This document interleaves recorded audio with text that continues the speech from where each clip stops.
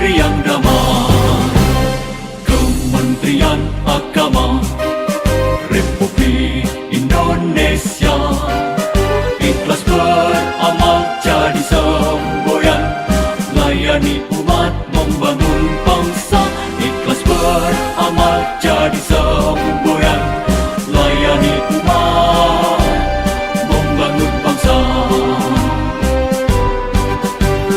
Berkhidmat untuk umat dalam keberagaman, bersatu padu bergerak dan berkarya wujudkan